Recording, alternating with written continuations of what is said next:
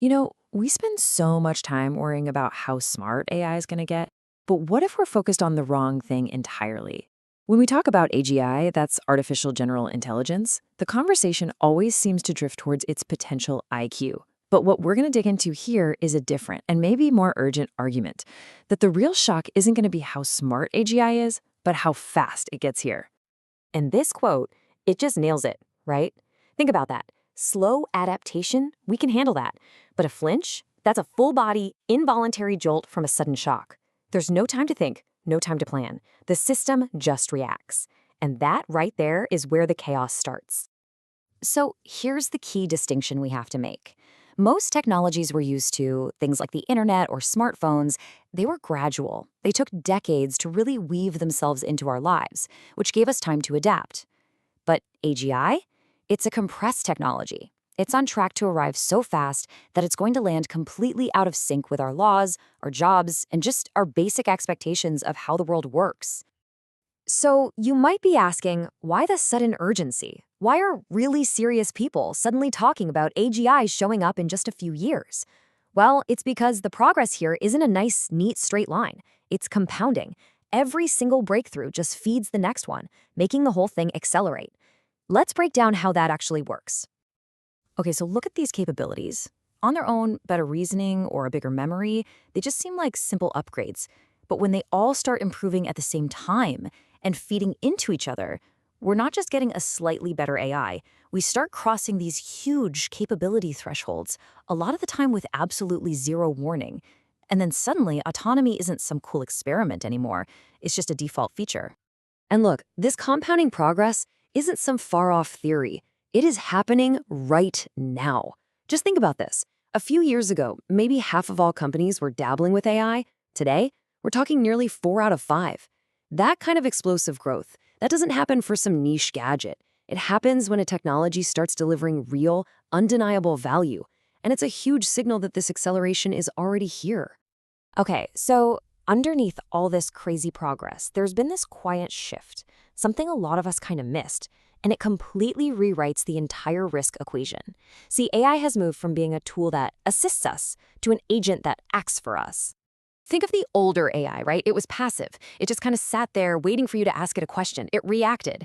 But today's AI, totally different game. It's proactive. You give it a big, high-level goal, and it figures out the steps, picks its own tools, and acts on its own to get the job done. Now, that move from assisting to acting might sound subtle, but trust me, it's everything. It's what lets AI operate at a speed that leaves human oversight in the dust. So, what's the first domino to fall in a world moving at this new speed? It's not what you think. It's not jobs, at least not at first. The very first thing to buckle under all this strain is coordination itself. The basic ability of our companies and our institutions to just manage themselves. And this right here, this is the absolute core of the problem. It's this brutal, fundamental mismatch that we're calling speed asymmetry. An AI can iterate on a design thousands of times in the few minutes it takes a human being to just read the review instructions. Our entire world is built to run at a human pace, and it's about to get completely overwhelmed. I mean, this metaphor just says it all, doesn't it? This is what it feels like to be a manager or a compliance officer trying to keep up. You are just fundamentally, hopelessly outmatched by the sheer speed and volume of what's coming at you. So here's what that breakdown actually looks like day to day. First, code is being written and shipped way faster than any human team could possibly hope to review it. Then, you've got automated systems churning out reports faster than anyone can even read them, let alone analyze them or question their conclusions. And finally, AI-driven decisions just start piling up, completely overwhelming our ability to have a thoughtful human debate. This is how control just slips away. It's not some malicious takeaway, it's just that the people who are supposed to be in charge are being totally drowned by the tempo. They just can't keep up. Okay, so this overwhelming speed doesn't just shatter our organizations. It also starts to quietly rebalance our entire economy. But here's the thing. This isn't going to look like your typical recession, a big, obvious crash. No, this is something much quieter, much more subtle. What starts to emerge are these things called speed-based monopolies. In this new world, the game isn't about who owns the most stuff anymore. The ultimate advantage is just being able to decide, adapt, and act faster than everyone else. And so value starts to pool around the very few players who can do that, forcing everyone else into a constant losing game of catch-up. And we're already seeing the first signs of this right now. Productivity is going through the roof thanks to these new tools. But that value isn't really flowing to workers' wages. It's flowing to the owners of the AI systems. The economy doesn't break, not really, but it quietly rebalances, making the gap between those who own the speed and those who don't even wider. So this isn't just about the economy or jobs. It gets personal. It has a profound psychological impact on all of us. This is what's called the human lag. It's what happens inside our own heads when we're trying to live in a world that's suddenly moving too fast for our brains to process. First, your trust in, well, everything just starts to crumble. You're looking at an email and asking, is this real? Did a person write this? Then your own intuition starts to feel unreliable. I mean, what do you do when the system is right more often than your own gut feeling? Who do you trust? This leads to a kind of decision paralysis, and slowly, your own sense of agency, of being in control, just begins to fade. And this all leads to a state that isn't quite learned helplessness. It's more subtle. It's learned irrelevance. It's where you don't give up. You still show up to work, you still participate, but you slowly start to realize that your input, your human judgment, just doesn't carry that much weight anymore. It's this quiet disengagement, a slow fading into the background.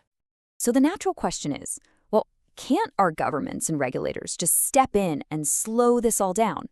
And the deeply uncomfortable answer is probably not, at least not in time. And that's because they operate on a completely different clock. I mean, just look at this mismatch. Our institutions, they're reactive. They move in election cycles and budget reviews. Their time is measured in years. AI, on the other hand, is proactive. It moves in compute cycles and deployment sprints. Its time is measured in days, maybe even hours. Those two clocks are not and cannot be synced up. And let's be honest, we've seen this movie before.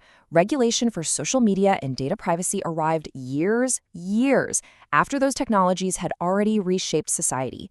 The exact same pattern is happening with AI, but the stakes are just terrifyingly higher because the speed is so much greater. By the time the rules get written, the new reality will already be set in stone. Which brings us right back to the central point. We're so fixated on how smart AI is going to be that we're missing the more immediate, more tangible danger.